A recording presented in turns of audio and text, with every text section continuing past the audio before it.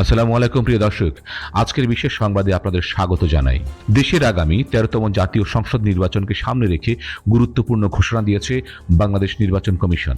সরকারি কর্মকর্তা কর্মচারীদের পোস্টাল ভোটের মাধ্যমে নিবন্ধনের সময়সীমা ঘোষণা করা হয়েছে। নির্বাচন কমিশন জানিয়েছে, নির্বাচনী তফসিল ঘোষণার পরপরই সরকারি কর্মীদের জন্য পোস্টাল ভোটের মাধ্যমে ভোটার নিবন্ধনের সময়সীমা শুরু হয়েছে। এ প্রক্রিয়ায় নিবন্ধনের শেষ তারিখ হল 25 ডিসেম্বর 2025।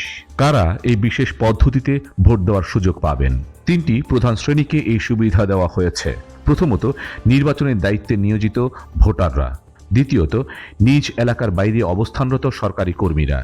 এবং তৃতীয়ত, কারাগারে থাকা ভোটাররা। এই সমস্ত ভোটাররা পোস্টাল ভোট বিডি নামে বাংলাদেশ নির্বাচন কমিশন কর্তৃক প্রকাশিত একটি মোবাইল অ্যাপের মাধ্যমে নিজেদের নাম নথিভুক্ত করতে পারবেন। একই সাথে দেশের বাইরে থাকা ভোটারদের জন্য ঠিকানা আপডেটের একটি সময়সীমা ছিল,